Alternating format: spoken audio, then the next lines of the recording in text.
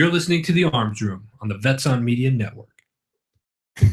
All right, you're on The Arms Room with Glenn. And John. Don't mix it up, Mason. Yeah, dude. Why are you so angry today, man? What are you doing? Do you need a hug? I'm mixing it up. Hey, why don't you just do whatever you want to over there, guy? You just do what you want. And like we'll put just the camera on my face? Yeah, please like don't. that. Please Like don't. that. Let's not Spend do the whole that. show looking at my beautiful face. So we have to publicly apologize for our show last week where the camera was MIA and the entire show was of Mason's face With our voices. Don't apologize for that. with our voices. You're welcome. You should apologize for all the nose picking and face scratching you did. All right. So what's going on today? What do we got going on? I don't know. Man, I had How was your Military gear. dude. No. Go. What? Hey, why don't you operate the board Dude, and be quiet? Turn his mic off. Choke yourself, Mason. With my Guess who hand. controls the microphone? Right here. You bring your This neck guy. to my hand. This guy. I had the longest weekend. I am in Zulu Foxtrot mode right now. Yeah. If like the world started exploding right now, I would just I'd say, curl up and take a nap. I would just say, well, that figures. That sounds about. Well, this is that's happening. accurate. We took a class. John, you were there. I was there. So was Shazda. Our good friend Matt Shazda was there, Yeah. and a couple of our other students were there, and we took a class as students from Granite Firearms Training out at Cowtown, and it was a good class. Low light, no light. Got a chance to ring out some gear. It was raining. Yeah. And, it's always fun when it rains in training because, we don't ever, independence training, we don't stop for weather. No, unless it's life threatening. Yeah. If it gets life-threatening, then obviously, Which or we haven't seen yet. non-conducive to training if people start falling out because they can't, it's dangerous, basically. Because it's 115 degrees. Yeah. Been there. Yeah, we did that. But it's kind of funny, when you train with other people and to watch their students just peel out. It was like some rain started hitting and some students were like not interested in being out there. They were like, hey, I want to learn how to kill people, but not in the rain. No. Not in the rain. That's uncomfortable. But we ended up, the instructor was great. John Caniskar, he wanted to train in the rain. He was great. Yeah, he's all about it. And we trained. We kept going. It was fun. And it was a good class. But we were there till, 1:30? I think morning? I got in my truck and left at 1:45. Yeah. And then I went, we had went and ate Shazda and I, which was an interesting meal. We basically sat in Denny's, watched the bar crowd come in and just kind of very tiredly ate our meal. And but then I had a class to teach with Matt Dobson. At over, 8? Class started at 8. We had to start setting up around 7, and I was an hour away from the location. So by the time I got over there, I was going to go stay with a buddy of ours. By the time I got over there, it was like 4 o'clock in the morning. That's fantastic. And class started at 8. I had to be up by 7. So I didn't sleep too well in my truck. That's why I just slept in my truck. So I was working yesterday on like 2 hours of sleep. It's good. But it was still a great class. Yeah, it's good. Because professionals do their best work even when they don't want to. Yeah. That's how it goes. And Dobson was there to help me out, of course. So it was great. It was a good class, man. It was a really good class. And I got home last night around 10:30. No. Yeah, it was 10:30. And I was tired. Just walk in, drop your crap. Hi, wife. Hi, fire team. Pretty much, had to take a shower. Oh, well. Yeah. Unload a bunch of gear because I still have all my training gear. But I'll tell you this. This is what I love about Arizona. This is why I love living in Arizona. We get done with training. Mm-hmm. I just throw all my crap in my truck, right? So I've got like my suppressed AR just hanging out in my passenger seat all weekend, loaded all weekend. Yeah. Body armor, ammo, all kinds of crap in my truck. Nobody cares. Nope. I love living in Arizona. So fantastic. Just cruising around the freeway, loaded AR next to me. No big deal. Not because I think I'm going to need it, but just because I hadn't put it away. Just because you're too lazy to take it apart and put it away. And I was tired, So I'm just like, whatever, this can hang out with me here. This can just and there's nothing against the law. So fantastic. Yeah. Super I love fantastic. All right. So today's show, Yeah. We've got our good friend Jaeger. What's going on, Jaeger? Just another day. Going to school. Dude, Real quick, I want to tell everyone about. Tell us about your blacksmithing thing you got going on. Right now I'm in going to MCC and going through the course of blacksmithing, and they're showing us the basics of how to do little things here and there. But so far I've made some knives and some tomahawks. It's pretty fun. I'm looking in my hands. I see. Yeah, I don't have either of these. There's a see no curious tomahawk. lack of tomahawk. There's a lack of tomahawks here. I got one in the truck. I'll bring it in. So I've been every time you post pictures, man, on your Facebook page, I just Google those tomahawks. They look awesome. But now you and Bobby have started a thing.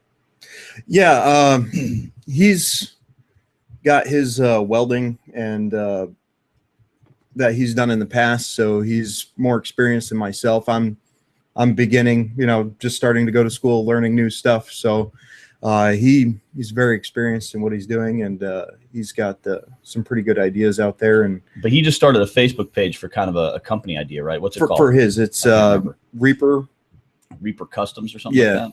Yeah. So that's Sounds pretty cool. Deadly. Yeah. It's pretty cool. Nice. So yeah, I'm excited, man. I know Jaeger delivered last week within like a minute or two. He posted a picture of his knife. Yeah. And Stabbing meats. And I said, yeah, next time you post a picture of a knife, it better be stabbing into some meat. And like a minute later, he had a picture of his knife stabbed into some pepperoni on a pizza. So, how fantastic is that? Freaking Johnny on the spot, man. So today's topic, we're going to be talking to Jaeger, and we've had Jaeger on the show before talking to us about the evolution of gear, military equipment. Jaeger's got a lot of experience over many years of different types of gear. When you try to remember that show exactly, but basically you started with like Alice Yeah. and you ended with Molle. Yep. Which sounds kind of hot, by the way. Yeah. But and in between there's all kinds of equipment and everything. And we talked about that evolution, what you'd seen and what got better and what didn't. That was, I think, back in November. I think that show was. I just remember because my old man was here. So I think Yeah. I think it was 2014. But anyways, today we're going to be talking about surviving life and death situations, which you've done a little of. Just a little bit. Cool. So kind of lead us through maybe some of the things that you've dealt with. Let's start there. All right. I think the biggest situation is in the situation where you can't do anything. Direct fire, indirect fire, sniper, whatever is out there. It's feeling helpless and you can't do anything. And those are the biggest problems that I've dealt with over the years.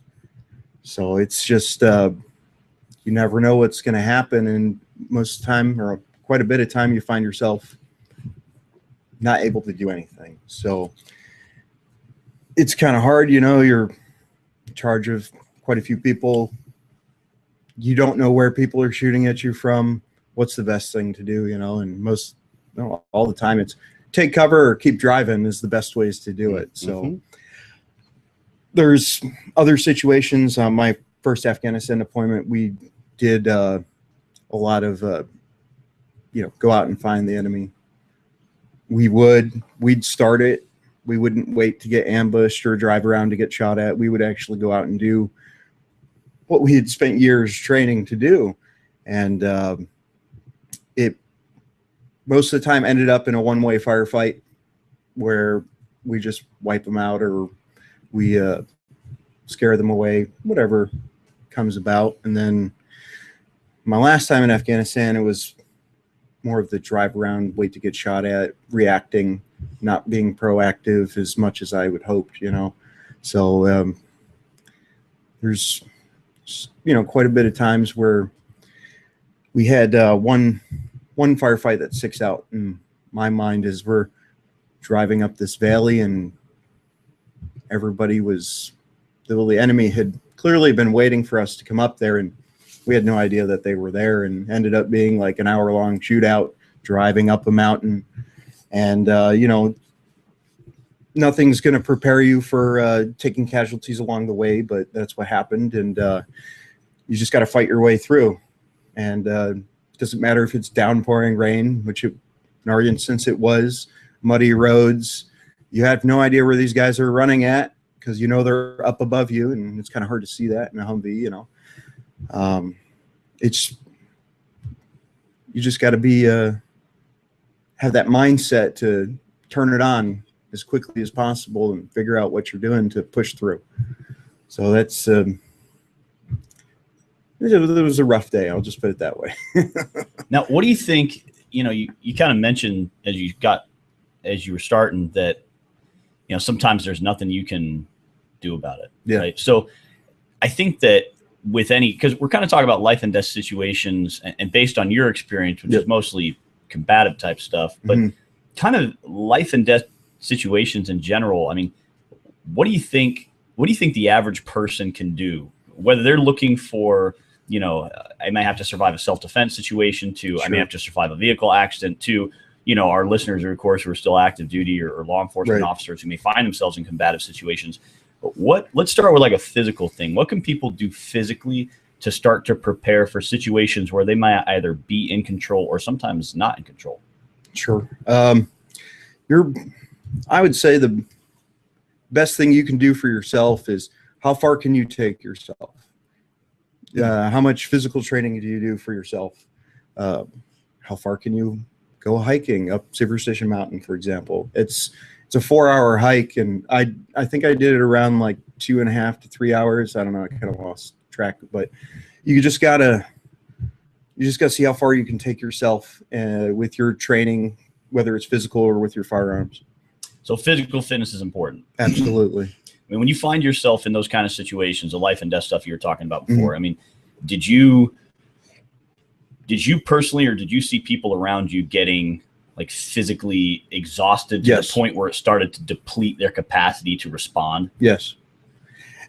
It most of the time ended up with slight heat stroke or some kind of heat injury or something like that. One, they probably weren't drinking enough water, or I mean, if you're not going to do any kind of hiking, probably going to wear yourself out pretty quick. I don't know. It's each individual is different. You need to know what you can take personally. If you're not out there testing yourself, you're clearly going to fail a lot quicker than you think. So physical fitness needs to be not just a maintenance thing, but a couple times a week in the gym or out hiking every week. Cool. So it's like an improvement thing, not just maintenance. We can't just Right. maintain the status quo of like Always improve. always improving. Okay. Yep. So that's kind of step one, is physically get into better shape. And that's Yep. something we talk about a lot in our training, whether it's, yesterday we're teaching medical class. So, from a medical perspective, it's like if you go into a bad situation already broken down because, you're not getting good diet, you're not exercising, you're Right. not hydrated, etc. If you're already broken down because of those things, then your ability to respond effectively is going to be diminished. And I think also your ability to like take damage This is true. is going to be diminished. I think I'm trying to remember exactly the way they used to say it, but the more you work out, the more blood you have to give away, basically. Yeah, the more you sweat in training, the less you bleed Sure. in battle, right? Yep. So, but now if you like, some people do get hit. I can't remember the exact situation, but one guy, I think this was in 2005. He was on like the far extreme flank of their movement or whatever in their shootout, and he got hit 4 times. Pushed the whole way through till it was over, and then got medevaced out. But that's a perfect example for that. You can push yourself through if you have more blood in your system from being physically fit. You can lose a lot more and survive longer. Hopefully that never happens.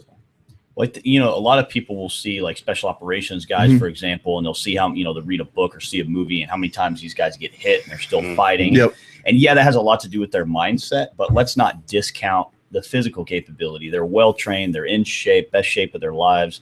And, that high level of physical fitness has to do with their ability to survive terrible things. Absolutely. So it's like sometimes you see people who aren't as physically fit and they want to come to us and they want to learn, combatives or shooting or whatever. And it's like, hey, step one might be not worrying so much about learning how to shoot people or fight people or whatever, but it might be a much better option to get physically fit. Yeah. So that you can get to the enemy, number one, and then take damage from the enemy. Yeah, I think part of that is people hear all these stories about how these moms will flip minivans off of their kids and all this other stuff, and they're always assuming that their body's going to rise to that occasion. Sure. Which there is some validity to that, but the better conditioned you are to begin with, the further you'll be able to push in that instance with that.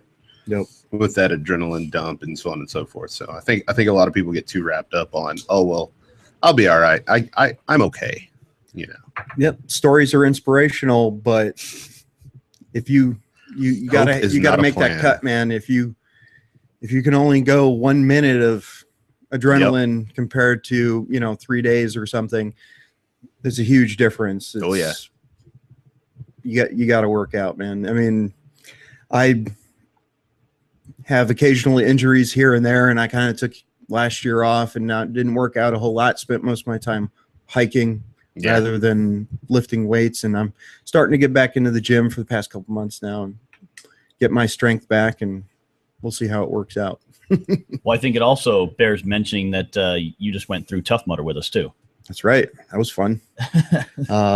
Thanks for pulling me up the Everest 2.0.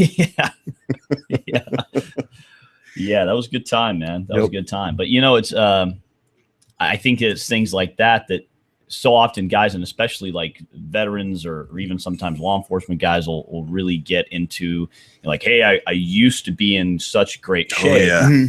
And so they kind of continue to think like, oh, hey, I'm out of service or whatever, so I can kind of let myself slide. We all do it, right? Yeah.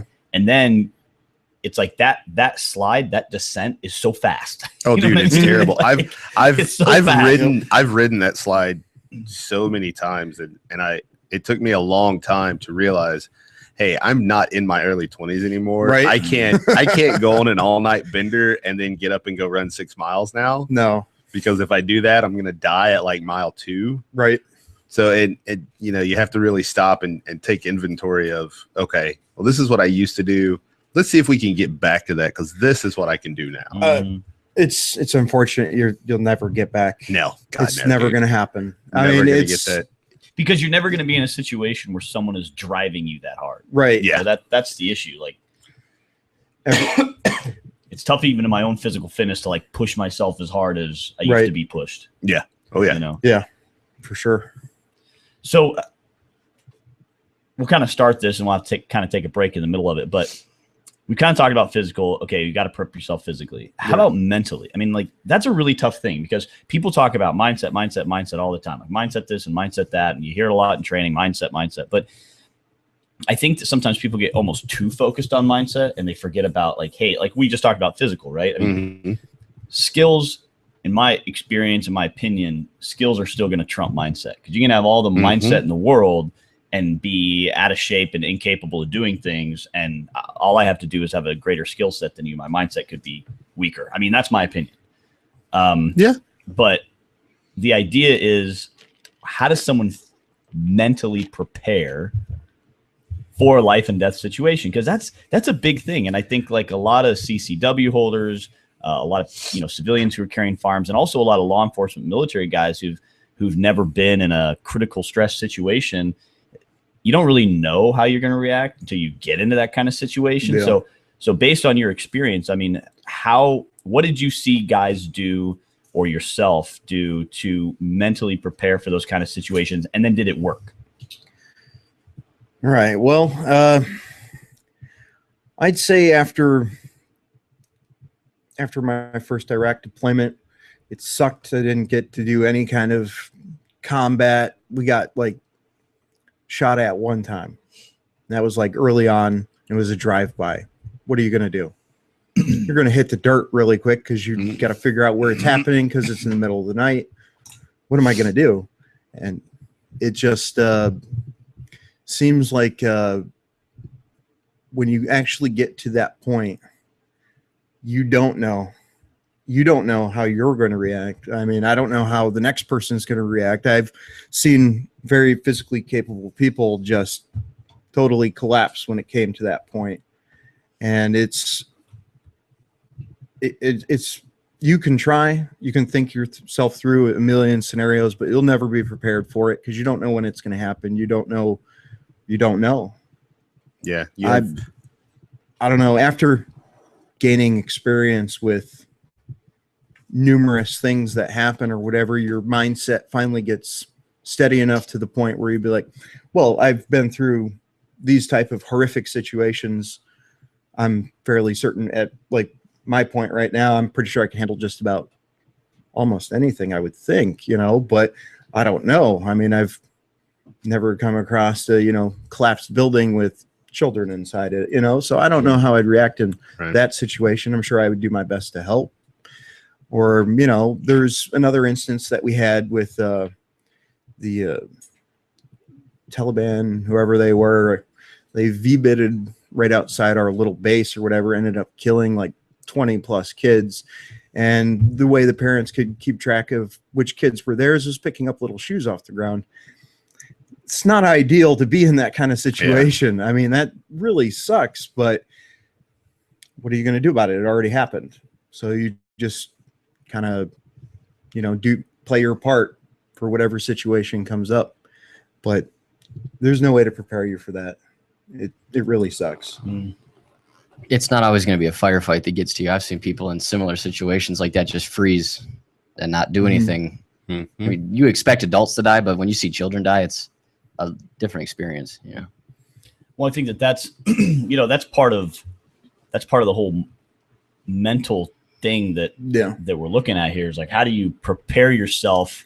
So often, again, as like an armed citizen or a cop or whatever, a military guy, we're always taught and training. Right. We're going to be handling this threat. It's going to be this bad guy, but we don't think about the fact that if you do enough training, for us, it's, years of training. I mean, most of the time everybody knows what to do, but I mean, we're doing things on a team basis. So you always have your sergeant that's way more experienced than you come running up to you and go down the line and make sure you're doing the right thing. And that's all you're doing, is making sure everybody else is doing the right thing. And I would say with enough training, you could possibly get to the point where you can properly react to a situation. But I don't know, once the bullets start flying and people start dropping, it's a whole totally different ball game. So we're going to take our first break. When we come back, we're going to keep talking about how to prepare ourselves to kind of survive life and death situations. We're going to get a little bit kind of change course a little bit and talk about some different things. But when we come back, we're going to still have Jaeger on the show with us. You're listening to The Arms Room.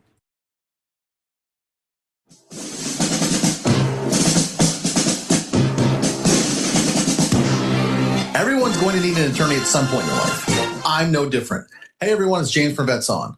Whether it was my last will and testament before deployment or my ongoing custody battle for my children during my divorce, I needed help, so I lawyered up. If you need help, I urge you to contact Capstrom Law Firm. Capstrom Law Firm in Springfield, Missouri services clients throughout the state in criminal law, personal injury, and family law. With over 13 years practicing law, Tom Capstrom understands both law and court procedures and how stressful they can be.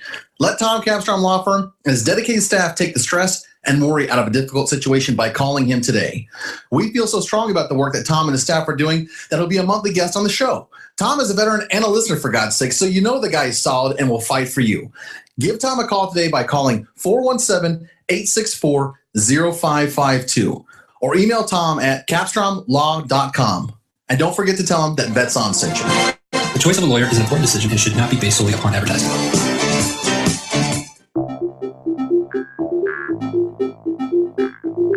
If you or someone you know is looking for a new job or career, you need to visit the pros. National Career Fairs at ncfairs.com. National Career Fairs hosts over 300 career fairs a year nationwide. The events are free and give you the perfect chance to meet some of the top employers in your area face-to-face. To find the nearest career fair to you, visit ncfairs.com. Again, that's ncfairs.com. What are you waiting for?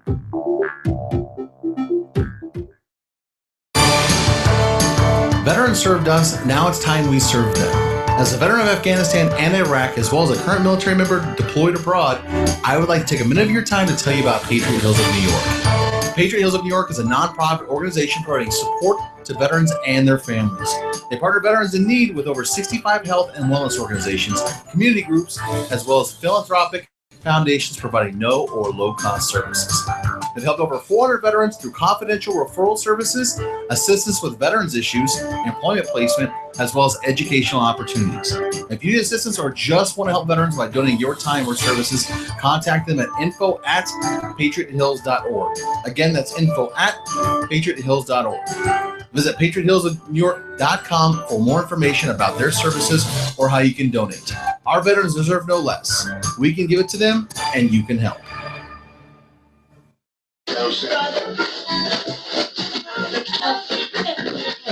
You're listening to The Arms Room on the Vets on Media Network.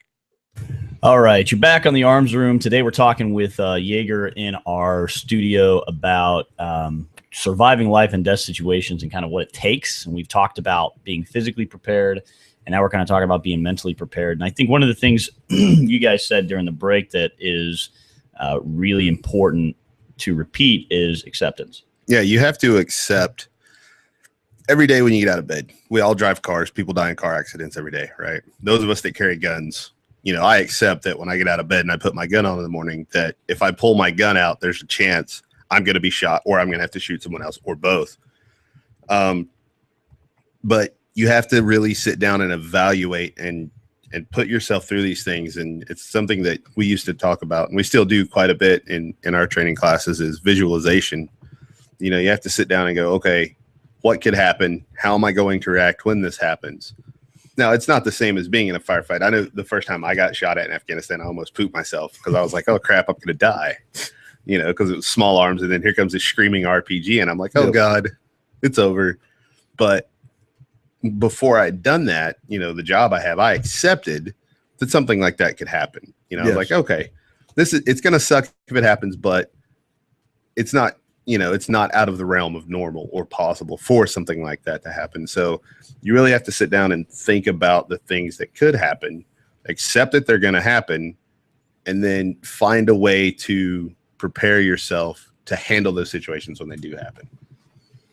It's all a game. I think that the acceptance thing is really important because, it's like you said, we drive all the time. We talked about kids earlier. I mean, we have to start thinking about the realistic things that are going to happen to us. Like you mentioned, that's part of what we do in our training classes, but you have to start getting realistic about the things that are going to happen. Look, the reality of one of my kids being killed in a vehicle accident is much higher than me smoke checking some dude in my living room. Absolutely. You know what I mean? And so I have to start being, and obviously, deployments and things like that are a little bit different. We're looking at different realities of what might happen. Right. But the idea is, we have to start preparing ourselves mentally for the realistic things. So many people, like we were kind of talking about the kids thing earlier, so many people are so ready because through their training to handle a bad guy or deal with some combative situation or, yesterday we were talking in our medical class of like, everyone's ready after these kind of classes to handle some catastrophic hemorrhage,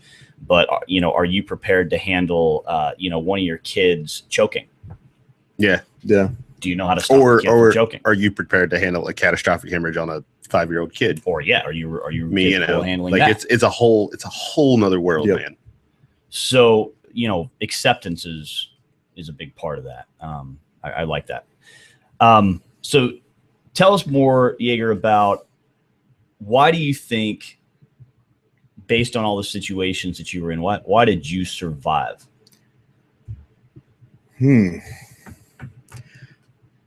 Well, luck has a lot to do with it, I'm sure, but I'd have to say it mostly boils down to having good teammates. I mean, if you don't have anybody watching your back, it's kind of hard to survive that kind of stuff by yourself. Now, granted, in this walking around to Windco or down to the mall or something like that, it's not the same scenario. But I don't know. It's just, I'd have to put it on my buddies. I really do. Because if I'm in a jam or something, or, you know, having a shootout at 10,000 feet up in the mountains somewhere in Afghanistan, you're really depending on your buddies to react the right way. And then, you know, them shooting the enemy, and then you can move to shoot the enemy as well. I'm just trying to think, man, and it's really what it boils down to is my good friends. So I think that's a really good point. It's something, again, it's something we've talked about when we're training people, is surrounding yourself with the right people. Yep. You know, it's one of the things we talk about, like in our CCW class, for example, where we talk about the things that are going to change as you start to carry a gun. And one of the things we always tell people is like your friends and the people you surround yourself with, because as you start to get into a different type of lifestyle, whether it's overseas in a military unit or here at home, you know, with your family and friends or whatever, who you surround yourself with and their capabilities is important. You know, if you go backpacking with a bunch of people who are more likely to get you hurt than get you help, then that's bad. That's probably not going to be a very fun backpacking trip, right? And you know, it's like you think about like growing up and the different friends that you hung out with. Like there was always the friend that would constantly get you into trouble, and then there was always the friend that would constantly get you out of trouble. Yep. You know, and even when you got yourself into trouble, there was that friend who would still get you out of trouble. And I think that is, you know, an important lesson to take away from what you're talking about is who do we surround ourselves with? Yeah. You know, who are our friends? What are we doing with our families? You know, our spouses, our kids, whatever, you know, what are we doing with them? Are we teaching them to be assets or liabilities? You know, and sometimes we spend so much time training ourselves that we kind of forget about that one group of people that we spend a lot of time with. Yeah. I mean, it's like, is it going to be more important for me to train with John, who's, you know, with me a lot, we train a lot together and everything, or is it going to be more important to make sure that my wife is well trained? Yep. You know, so who we surround ourselves with is really important. And luck does have a lot to do with it. Now I have an opinion on luck, and it's you know, this is not like a me quote. I read this years and years ago, and I'm sure you've heard it before, but that luck is preparation meeting opportunity. Yeah. Right. So people talk about, oh, well, you know, how'd you get this job or whatever? Oh, people say I was just lucky, or, oh, how'd you find that good looking wife? Oh, I was just lucky. There are different levels of luck. There are different levels of luck, but I mean, for the most part, it's kind of preparation meeting opportunity. Yeah. Until I think there's a time point where you just, I mean, it just freaking shit happens, man. Yeah. You know, and I think that kind of going back to that acceptance thing, that's, you could be as prepared as you want and always be doing the right thing and still just. Yep. What God says. When the time is the time, it's, I mean, there's nothing, regardless of, you'll never know, regardless of your skill set, regardless of your training, regardless of your mindset, regardless of anything, stuff just goes south sometimes, man. And there's nothing you can do to stop it. Yep. So on that note of preparation, I mean, you mentioned luck and the guys you were with, which I totally agree with, you know, can keep somebody alive. But how about, you know, the training you've been through? Like at that point, you know, from your first bad situation to your last bad situation, obviously there was all kinds of training that happened in there.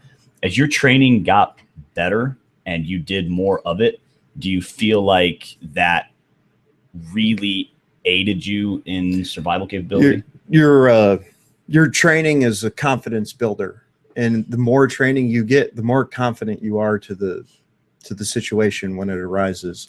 And you know, training for years doing reflexive fire drills, clear a building pretty well, I think, you know, or doing just walking out in the woods and listening to what's going on.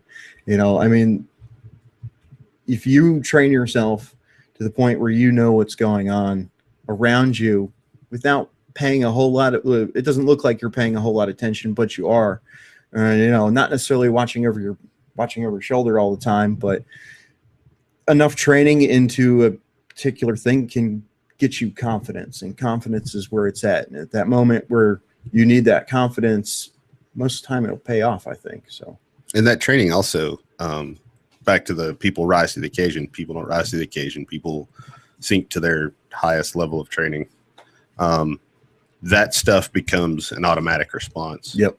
You know, stuff goes south. Okay, boom. Muscle memory kicks in, right? Your consciousness basically shuts down, and you go on autopilot for what you were trained to do and how you were trained to do it, and you just do it. Yep. And you just go. So now, how much for the average person who's listening? How much training do you think they really need?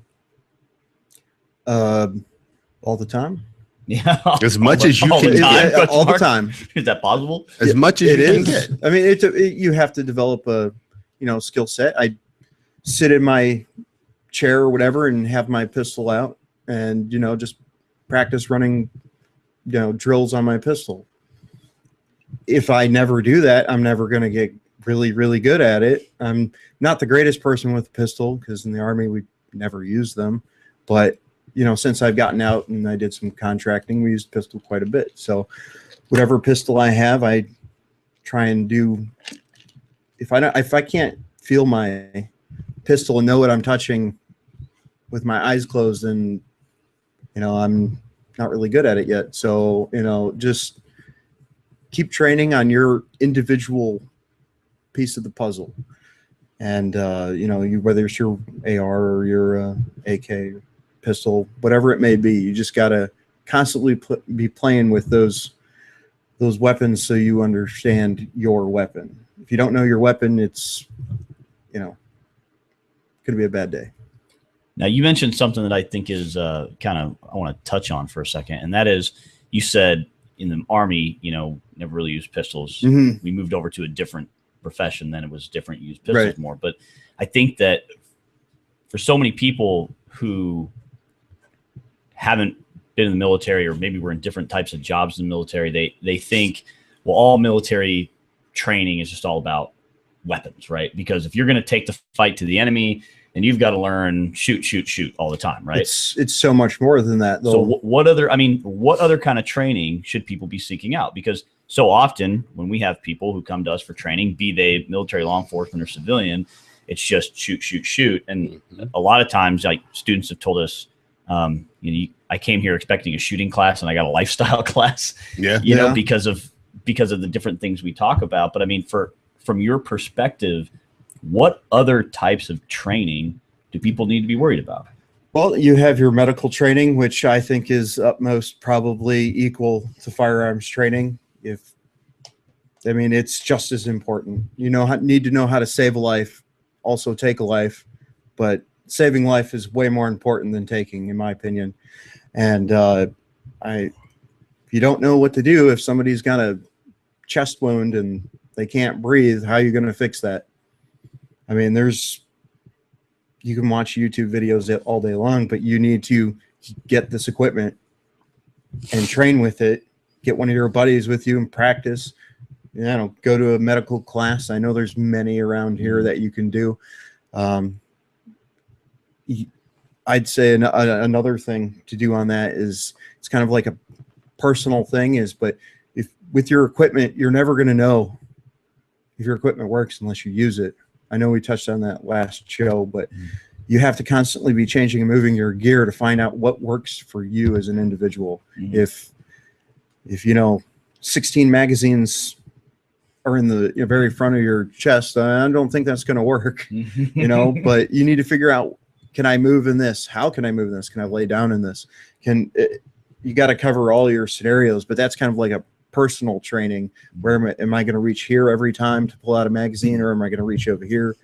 And you got to play with all your stuff. You got to take it out of the closet. And we talked about physical training as well. Mm-hmm. Got to get physical training. But I mean, think about some of the other types of training that we did in the military too. I mean, I know knowledge, man. One thing that was big for me was just constantly studying what people had done before me. And that's still what I do. Constantly. Stories are great. Studying what people had done before me. How did this person live? Why did they live? Why did their gear work, or why did it fail? Because if their gear failed and I just picked up the same piece of gear, I just got issued the same Probably piece of gear. should figure out why it failed. Probably figure out Right. why it failed and fix it or change it or whatever. And Yep. so I think that that's a big part of it too, is, constantly studying what other people have done. That training is important too, that research, reading books. One of my favorite things to do, and not being a door kicker or anything, it's important to me because I have like almost no experience doing that kind of stuff. I like reading stories about, infantry units in Afghanistan and what they did and how they did it and how they survived and what they did as a unit, what they did individually. I really enjoy those kinds of books, you guys ever read that?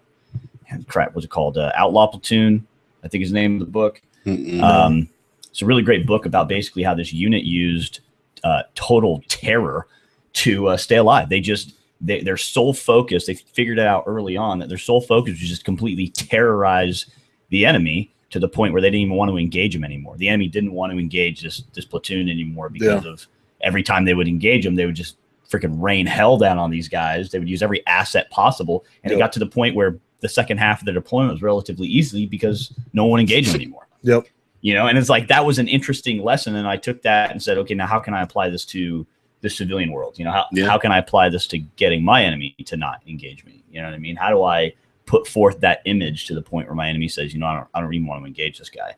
And I think that, that's, to me, that's an important part of training, is constantly studying and learning, and not just learning about how you can do it, but learning about your enemy too. That was anytime we went to Afghanistan, we have a lot of studying to do. We need to study the history of how these people got to where they're at right now. And, why guys running around with flip-flops, AKs, are so effective at what they do. And,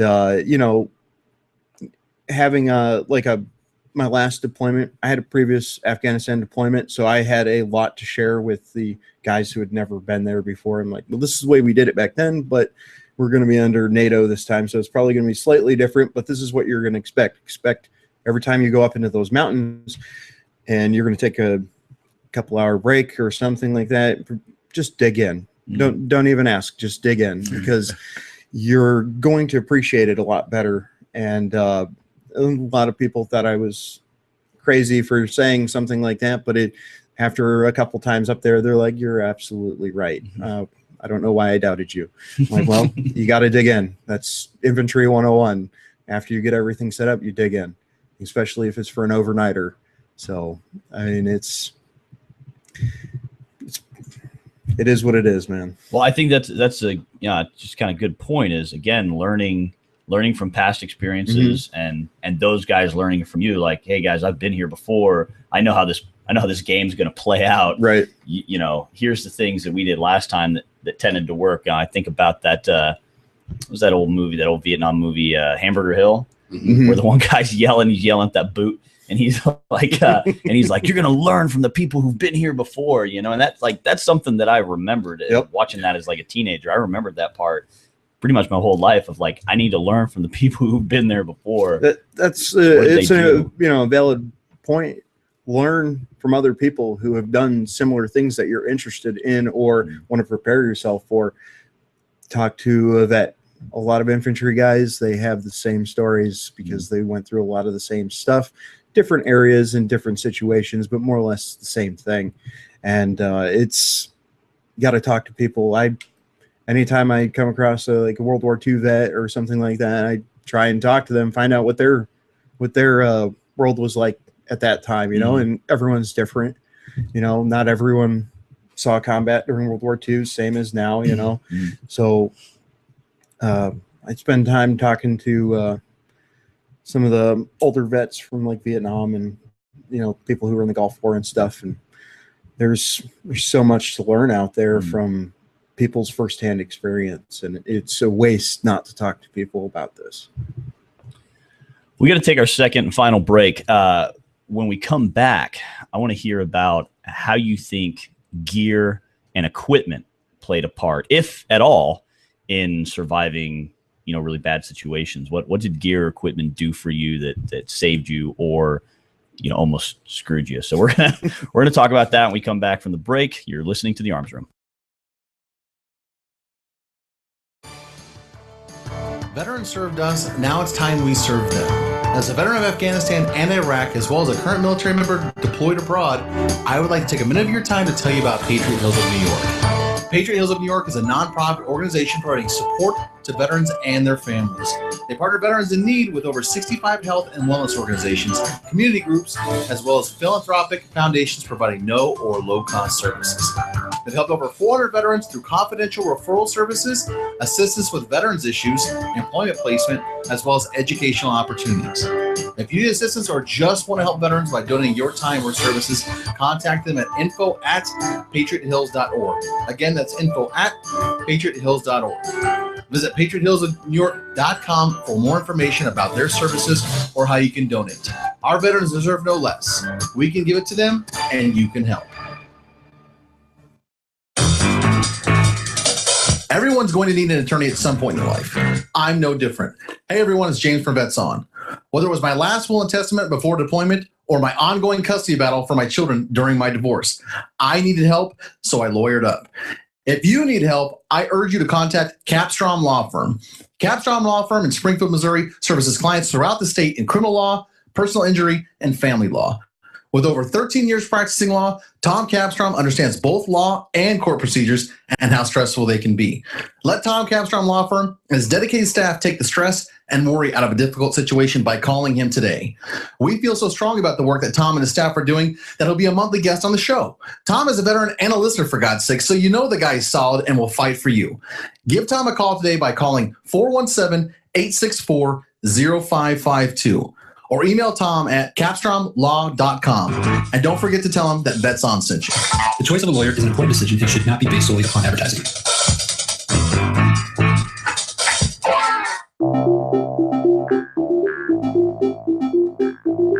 If you or someone you know is looking for a new job or career, you need to visit the pros.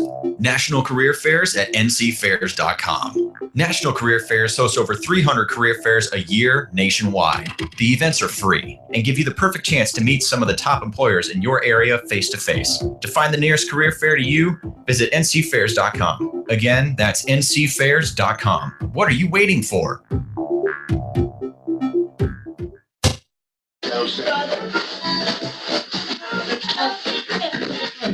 You're listening to The Arms Room on the Vets On Media Network. All right, you're back on the Arms Room, and I'm going to put this up for the video to see because that thing is freaking awesome. That is a railroad spike tomahawk. It's like the second one you made, right? Yeah, I think no, I made three. Three. Yep. So Let's test it. yes, test. Hey, Mason, bring your face over here. Mason, lean across. Let's see if we can shave your face with this. He doesn't shave. Don't be silly. Oh, I'm sorry. I'm sorry. You'll be a grown up someday. So awesome tomahawk from John. Thanks for bringing that in, man. Yeah. So let's talk about. We've been talking with Jaeger about surviving bad life and death situations. What effect do you think gear and equipment had, if any, on your survival? It has a a certain percentage of time, like, oh my God, I'm glad that worked out for me, and I will continue to do that. Or I built this chest rig, which I thought was a really cool idea. It fast clipped onto the OTV, and I was like, this is pretty cool. And then, hours into doing stuff, and it just fell apart on me. It's like, really good idea, but it's just never going to happen again.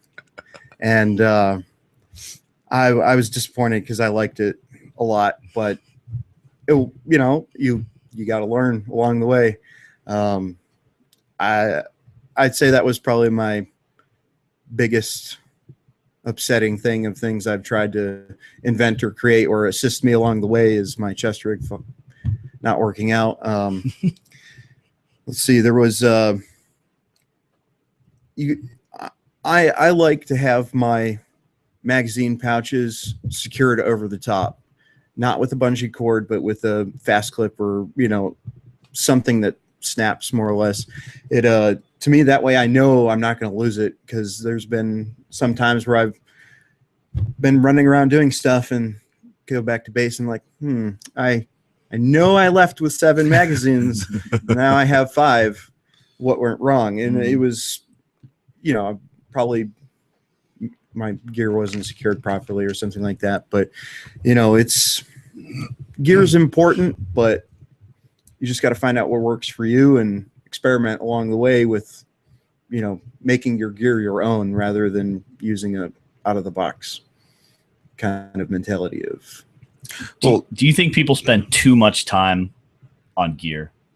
And what I mean by that is, yes, like people ask us all the time, like, "Oh, what handgun should I get? What carbine should I get?" And it's like, I don't know. You know what I mean? The simple answer to your question is yes. People get too wrapped up in widgets. Yeah, because widgets are cool. Yeah, I sell widgets. I like to buy widgets, but unless you already know how to use those things, your gear really doesn't start to play, in my opinion. I think gear should be like one of the last couple things.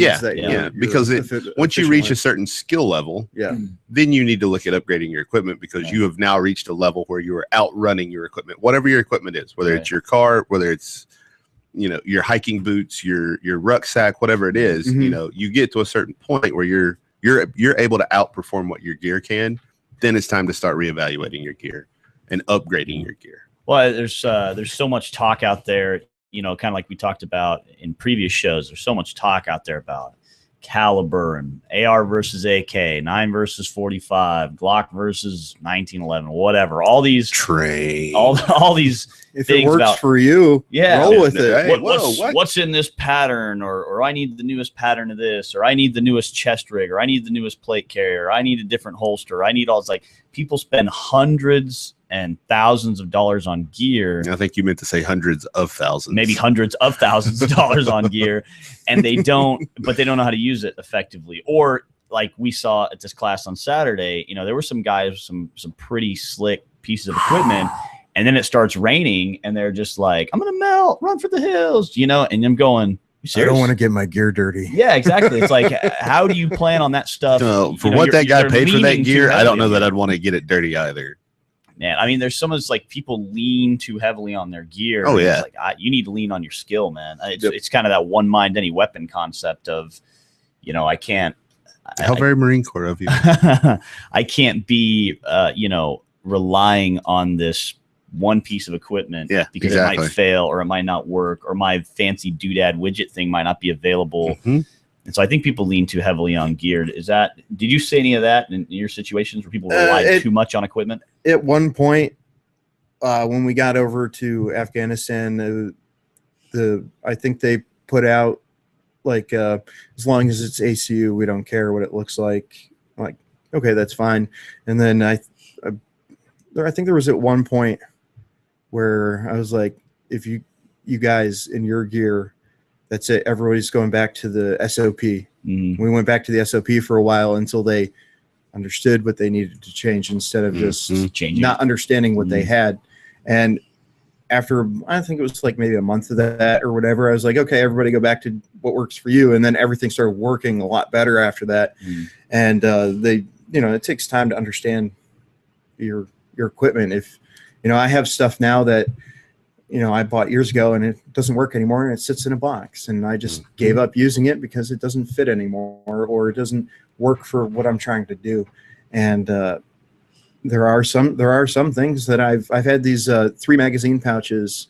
I've had like 4 or 5 of them over the years. I've lost some or whatever, but I still use them for, running some magazines on a particular chest rig for a particular situation, not everyday use. I mean, gear is important, but get good at what you're trying to do first. The gear will come later. Because then you get people on the totally opposite side of the spectrum. They're like, oh, well, the Army issued me this, so it's like the best thing that I'm ever going to have. And you're like, no, it's not. Lowest bidder. Mm-hmm. So to kind of round out, we got a few more minutes left. To round out the show, we've talked about physically and mentally prepping for life and death situations. We've talked about, some of the examples of why you think, you survived, which is mostly luck and the people around you. Sure. Which has to do a lot, I think, which is preparation. That has a lot to do with it. Yep. the kind of effect that training and equipment had on survival. But how would you, if you were going to say something to the average person who is trying to prepare for life and death situation, be they a civilian, be they a military person, law enforcement officer, whatever, what would you say to someone who said, hey, okay, so you survived, that's great. What can I do to prepare? I mean, how can the average person prepare to survive a tough situation? For an average person, I would say work on your reaction skills of reacting to whatever scenario that you want to react to, and make sure you know how to bandage people up, because there's way more of those. There's more likely I'll come across a wrecked car and I'll need my medical skills than I will be to pull out my gun for, somebody at a mall somewhere. That's unlikely in most places, but medical skills are important. I'd kind of say that just be yourself and train with the stuff that you have to make yourself more effective in whatever situation comes up, whether it's pulling your gun or medical skills or out hiking and you get bit by a rattlesnake. What do? You need to know how to react to situations. I think you just got to know, study, read, learn from other people who've been through those same experiences, and that's your best way to survive. There it is. There it is. So thanks for coming, Jaeger. No problem. I appreciate it, man. It's like I mentioned earlier, one of my favorite things to do even to this day is just to learn from other people. I didn't experience anything even close to what you experienced. And so I appreciate you being willing to share with us, because that's, I know it's interesting to have to reach inside and do that. It's more difficult to explain, because I normally don't do that a whole lot. I mean, with people that I've been there and experienced with, we can, shoot it all day long. It's hard to relate sometimes. It's hard to relay, not relate, but it's hard to relay that information because, But yeah, thanks for having me on. Well, absolutely, man.